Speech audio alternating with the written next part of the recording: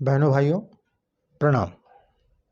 आज हम ज्योतिष के विषय पर चर्चा करेंगे और चूंकि ये मेरा ज्योतिष पर पहला वीडियो है, इसलिए मैं एक सामान्य परिचय, कुछ अपने अनुभव आपके साथ बांटना चाहता हूँ।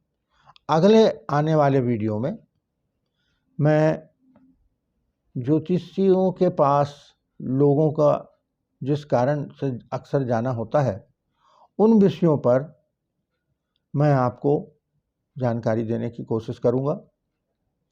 उम्मीद है आप लोगों को अच्छा लगेगा। आज हम केवल एक ज्योतिष का परिचय के रूप में जानना चाहते हैं। आखिर ये ज्योतिष है क्या? वेदों को पढ़ने के लिए पहले वेदांगों को पढ़ना आवश्यक होता है। हमारे 6 वेदांग हैं: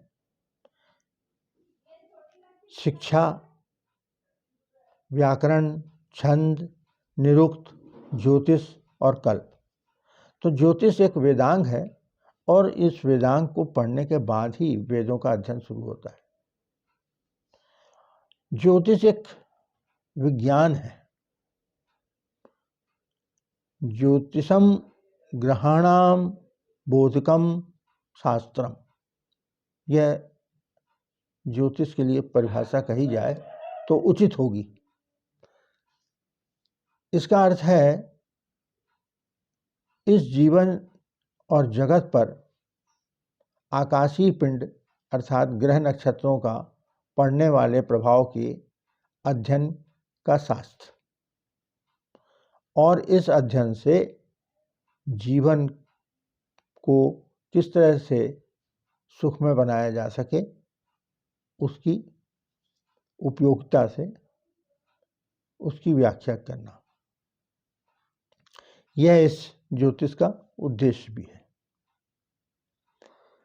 इस ज्योतिष में के कई अंग हैं, जैसे एस्ट्रोलॉजी, पामिस्ट्री, न्यूमरोलॉजी। तो एस्ट्रोलॉजी का अर्थ हुआ एस्टर लोगोस। एस्टर यानी आकाशीय पिंड, ग्रह नक्षत्र, लोगोस यानी ज्ञान। तो हम इस एस्ट्रोलॉजी पर ही चर्चा कर रहे हैं। हस्तशास्त्र और हस्तरेखा शास्त्र और अंक शास्त्र पर अभी हम इस पर चर्चा नहीं करेंगे। ज्योतिष ग्रहों के और नक्षत्रों के मानव जीवन पर भी पड़ने वाले प्रभावों का अध्ययन करता है और इस अध्ययन के जरिए व्यक्ति के समग्र जीवन की झांकी पेश करता है। किंतु यद्यपि अभी समाज में ज्योतिष का बहुत प्रचार हो चुका है और बहुतेरे लोग अब ज्योतिषियों के पास पहुंचने लगे हैं हर छोटे बड़े कामों को लेकर, लेकिन आज भी समाज में 2 प्रकार की धारणाएं हैं। एक तो वो जो अंधश्रद्धा के रूप में आंख पे पट्टी बांध के, ज्योतिष पर नहीं, ज्योतिषी पर आंख पे पट्टी बांधकर उनके पास जाते हैं, और दूसरे वे जो विज्ञान का नाम लेकर कि विज्ञान का युग है और ये अंधविश्वास है, इसका उपहास उड़ाते हैं, करते हैं। और ये वे लोग हैं, एलिट वर्ग के लोग हैं, लेकिन जब इनके पास विपदा आती है, इनकी समस्या आती है, तब ये छुपते छुपाते ज्योतिषी के पास पहुंचते हैं। अन्यथा इनको, अरे हम तो पढ़े लिखे लोग हैं, हम तो इस विज्ञान के युग में हैं, आज के युग में हैं, ये तो पुरानी बातें हैं, इन सब बातों को क्या लेना देना, ऐसा कहाँ होता है, ये सूर्य चंद्र हमारा क्या बिगाड़ लेगा। लेकिन जब समय आता है तो यही पहुंचते हैं पीछे।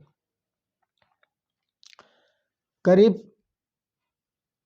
37-38 साल मुझको इस क्षेत्र में काम करते हो गए,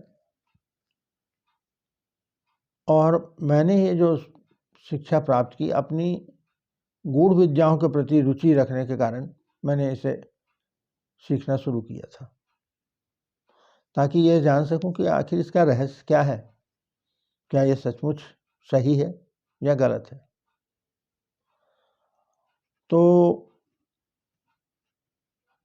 उसके साथ साथ मेरी इसमें कोई रुचि नहीं रही कि इससे ज्योतिषी बनकर कुछ धन कमाया जाए।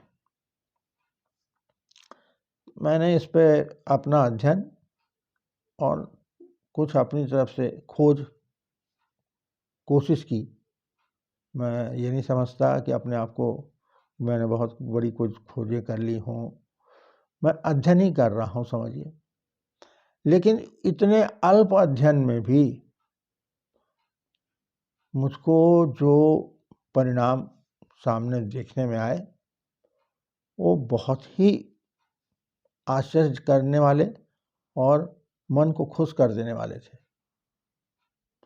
जब मुझको लगता कि मैंने जो कुछ बताया है और वो बिल्कुल हूबहू ऐसा उतरा है, जब ये कोई बताता था, तब मुझे लगता था कि वास्तव में अब मेरी मेहनत कुछ फलदायी हुई। तो होने क्या लगा है आज, चूंकि एस्ट्रोलॉजी में ठगों के लिए बहुत बड़ा स्कोप है, मनोविज्ञान की थोड़ी जानकारी होनी चाहिए, तो उस मनोविज्ञान के बदौलत ठग इस ज्योतिष को आधार बनाकर लोगों को ठगते हैं, और ठगे जाने के बावजूद भी लोग उस ज्योतिषी को नहीं बल्कि ज्योतिष पर दोषारोपण करते हैं, जो कि सरासर गलत है। वहीं पर जब वो किसी एक ऐसे ज्योतिषी के पास पहुंचते हैं जो ईमानदारी से मेहनत करके उनका काम करता है, तो उसका जो करोड़ों रुपए लुटा के हजारों रुपए लुटा दिए हैं जिन्होंने, वो लोग भी उसके सामने एक छोटी सी तुच्छ रकम भेंट करते हैं, जबकि वो ज्योतिषी उस काम को करने के लिए यदि वो ईमानदारी से कर रहा होगा तो कम से कम उसको 2 दिन लगेंगे। आजकल तो कंप्यूटर का युग है, तो कुंडली तो तुरंत तैयार हो जाती हैं, नहीं तो उस समय पर कम से कम 24 घंटे कुंडली बनाने में लगते थे और फिर उसके बाद उसका फलित कथन करने में समय लगता था। तो ऐसी स्थिति में जब ज्योतिषी देखता है कि उसका प्रतिफल उसको नहीं मिल रहा है, तो वो भी फिर मजबूर हो जाता है कि क्यों मैं फालतू मेहनत करूं, क्योंकि समय बदलता है आदमी को। पहले जब हमने सीखा था शुरू में, तो लोगों से कोई बिना पैसे के लाओ मैं तुम्हारी मदद कर देता हूँ, लाओ मैं तुम्हारा ये देख देता हूँ, तो उनको फ्री में करता था। लेकिन 1-2 बार जब मैंने देखा कि जो आदमी मेरे से पूछ कर गया और दूसरे तीसरे दिन मेरे पास आया, अब बोले वो फलाने पंडित जी के पास भी मैं गया था, उनने भी बताया। तो मैंने उससे पूछा भाई वहाँ कितना पैसा दिया, तो बोले इतना पैसा दिया हूँ। तो मैं बोला यार मैं बेवकूफ़ हूँ कि मैंने जो अपनी मेहनत करके तुमको फ्री में बताया, उसी बात को वो पैसा लेके बता रहा, तो तुम नाम भी उसका ले रहे हो, पैसा भी उसको दे रहे हो, तो ये तो मेरी मूर्खता है। तब फिर मैंने इसका प्रतिफल लेना शुरू किया। तो ये आवश्यकताएं और समय परिस्थितियां आदमी को चेंज करती हैं। तो ठगी का कारण एक ये भी है कि कुछ लोगों ने देखा जब उनको नहीं मिल रहा है तो फिर उन लोग ठगी पर उतर आए। अब इस शास्त्र की सच्चाई को मैं आपको 1-2 उदाहरण देकर बताऊंगा उस समय मैं नया नया था, तो अपने नौकरी के समय पे जब जाता था तो नौकरी के साथ साथ में 1-2 कॉपी इनकी पढ़ाई करने के नाम से रख लेता था, और जब खाली समय रहता था लंच वंच के बाद तो बैठ के ये अपना काम करने लगता था।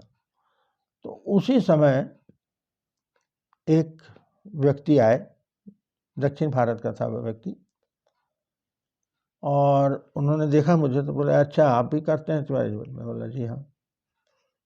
तो बोले, उनसे पता चला कि वो भी जानकार हैं इस विषय के, तो मैंने पूछा उनसे, कुछ बातें पूछना चाहिए।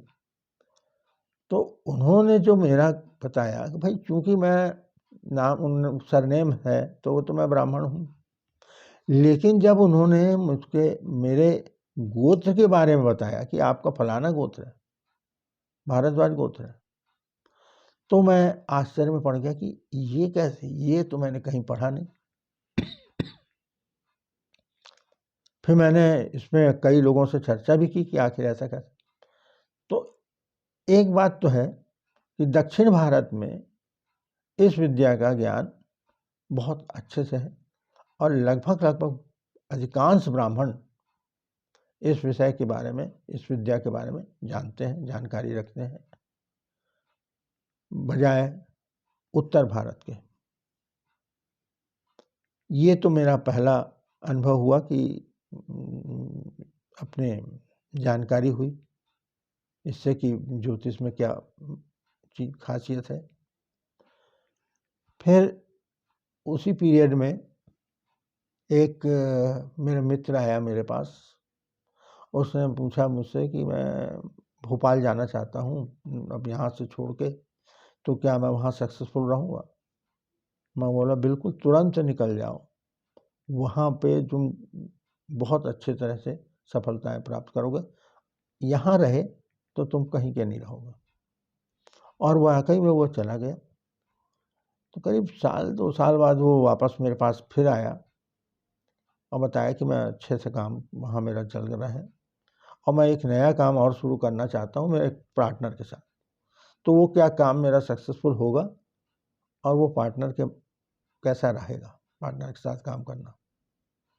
तो मैंने उसका उत्तर नकारात्मक दिया और ये बताया कि पार्टनर के बारे में, पार्टनर का स्वभाव, पार्टनर का कैसा दिखता है, पार्टनर कैसा बात करता है, उसके बारे में बहुत सारी बातें बताई। तो वो बड़ा चौंक गया कि अरे आपने इतनी सारी बातें कैसे बता दी। अब मेरे को खुद भी आज भी आश्चर्य होता है, क्योंकि ये जो मैंने बताया था उसको, ये प्रश्न शास्त्र के आधार पर बताया था, प्रश्न कुंडली के आधार पर। जिन व्यक्तियों के पास कुंडली नहीं हो, आखिर वो ज्योतिष के द्वारा अपना समाधान कैसे प्राप्त करेंगे? तो उसके लिए ज्योतिष में एक व्यवस्था है प्रश्न कुंडली की। प्रश्न शास्त्र एक अलग ही शास्त्र है, तो उसमें प्रश्न कुंडली बनाकर उस तात्कालिक प्रश्न का उत्तर दिया जाता है। तात्कालिक प्रश्न का उत्तर, वो भी प्रश्न स्पष्ट होना चाहिए और उसका उत्तर हाँ या ना में निकलना चाहिए, कि जैसे विवाह होगा कि नहीं होगा, कब होगा, या विवाह बच्चा लड़का होगा कि लड़की होगी, नौकरी कब मिलेगी, मिलेगी कि नहीं मिलेगी, तो या बीमारी के संबंध में कुछ भी प्रश्न हो, वो स्पष्ट उत्तर एक उसमें आता है और केवल एक प्रश्न का उत्तर ही दिया जाता है। किंतु मैंने इस बार इस व्यक्ति की बारे में उसको मैंने जो उत्तर दिया, नहीं मत करो ये काम। अब क्यों नहीं करो और उसका पार्टनर कैसा है, क्या है, ये सब मैंने उस प्रश्न कुंडली के आधार पर ही बताया, जो कि ऐसा शास्त्रों में कहीं भी वर्णन नहीं है। ये मेरी अपनी तरफ की कोशिश थी और जो कामयाब रही। तो जब इस बात का पता उस भोपाल वाले मित्र को उसको चला, जब उसने बताया कि ऐसा ऐसा तुम्हारे बारे में बताया, तो वो व्यक्ति मेरे से मिलने आया कि आखिर ऐसा कौन व्यक्ति है जो जिसने मुझको देखा नहीं, मेरी कुंडली को नहीं देखा, लेकिन मेरे बारे में इतनी सारी बातें बता गया। तो इससे जो मुझको खुशी हुई कि अरे वाह, ये है ज्योतिष का कमाल। तो मैं और भी ज़्यादा ज्योतिष में ध्यान देने लगा, पढ़ाई में। अब ये बात है कि ये बहुत मेरे अल्प ज्ञान से मैं समझता हूँ कि मैं को अभी ABCD समझिए सीख रहा हूँ, उसमें जब मेरे को इतनी सफलता मिल रही है तो सोचिए उन लोगों को जिन्होंने इसके लिए लंबी साधनाएं की हैं। और दूसरी चीज़ ये है, एक बात और होती है इस ज्योतिष में कि आप भले ज्ञान कितना भी प्राप्त कर लें, लेकिन यदि आप निष्कपट होकर नहीं काम कर रहे हैं, ईमानदारी से काम नहीं कर रहे हैं, सात्विकता नहीं है आप में, तो फलित में कहीं ना कहीं आप गलती करेंगे, भले ही अब आपका ज्ञान कितना भी ज़्यादा ना हो, क्योंकि उस समय ज्ञान के कारण आप गोल वहीं घूम जाते हैं। कभी कभी ज़्यादा ज्ञान भी आदमी को पचड़े में डाल देता है। ये शुरुआत की बात है, एक मेरा मित्र आया, उस समय मैं और एक मित्र जो दोनों सीखते थे ये काम, हम दोनों बैठे हुए थे, तो हम दोनों से कहा उसने, लो तुम लोग बड़ा ज्योतिष सीख रहे हो, चलो ये तो बताओ। बोला बताओ भाई क्या बात। बोले एक आदमी लापता हो गया है, थोड़ा सा पता करना है। तो मैं और वो मेरा फ्रेंड दोनों ऊपर उसके घर में गए, बैठ के हम लोगों ने कुंडली बनाई और बस विचार करने लगे। दोनों नए नए मुल्ले थे, तो विचार करने के बाद हम लोग जो नतीजे पे पहले पहुँचे कि वो व्यक्ति मर चुका है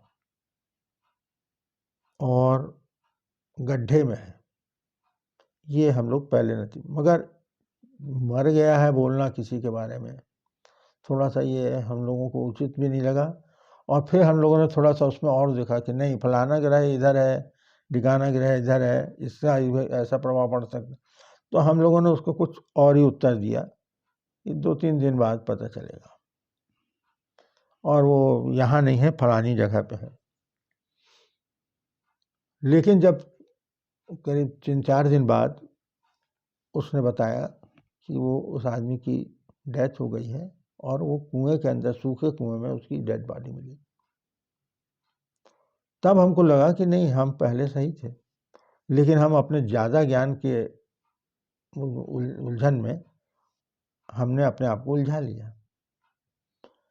तो ज्योतिष की सच्चाई तो है, क्योंकि एक अपने आप में एक विज्ञान है, विज्ञानों का विज्ञान है।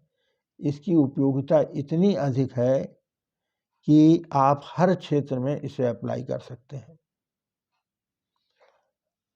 तो अब हम अगले समय पर आपको, क्योंकि ये इंट्रोडक्शन वाली ही बात थी कि ज्योतिष के प्रति आपकी क्या रुचि है, क्या आपका विश्वास है,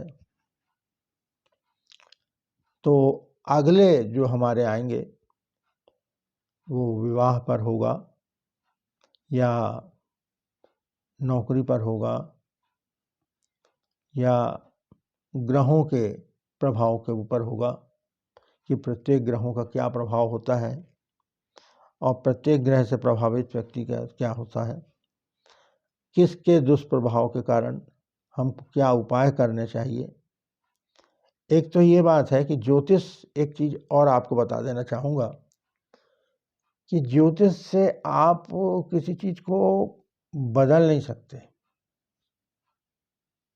कि जो आपके साथ, क्योंकि हम जो मनुष्य का जो हमको प्राप्त हुआ है तन, वो हमारे कर्मों का फल के अनुरूप हमको इस जन्म में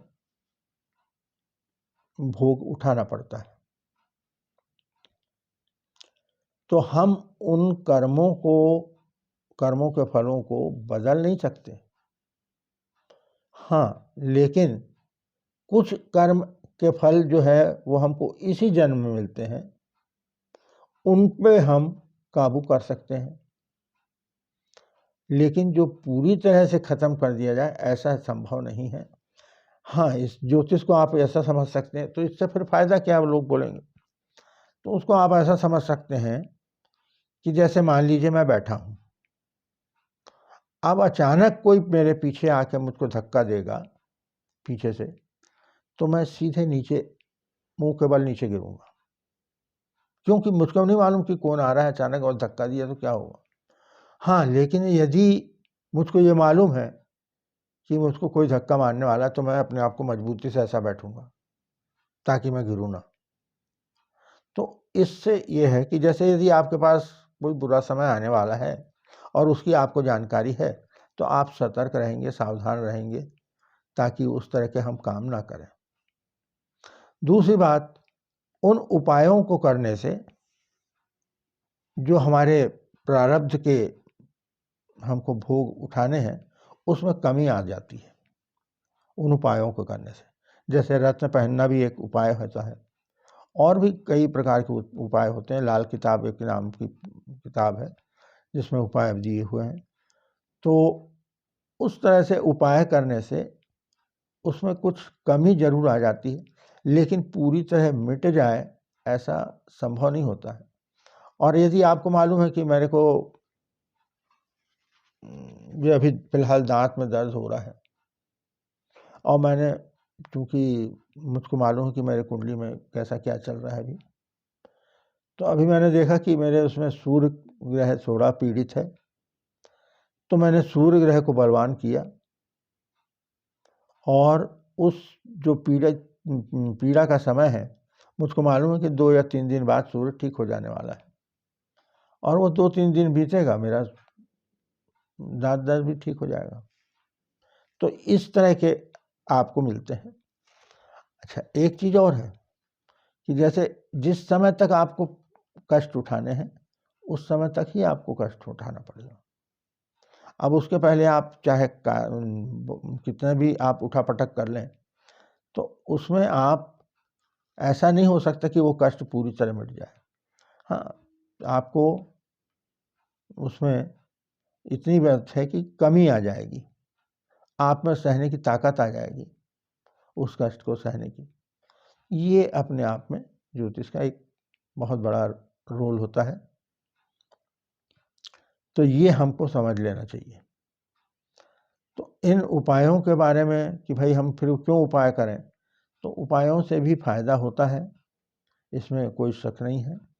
हाँ, आपका प्रारब्ध बदलेगा नहीं, इस बात की आप ये समझ के करिए कि जो ज्योतिषी बोले कि नहीं मैं अब तुम्हारा ये फलाना ठीक कर दूंगा या तुम्हारी बीमारी ठीक कर दूंगा, वो उसकी बातों में आने की आवश्यकता नहीं है। तो अगले कार्यक्रम में हम आपको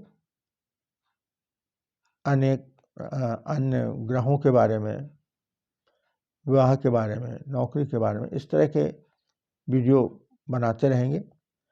तो अब अगला वीडियो आपको देखने में आए तो उसे लगातार देखते रहिए, ध्यान रखिए। आज के लिए इतना ही, धन्यवाद, प्रणाम।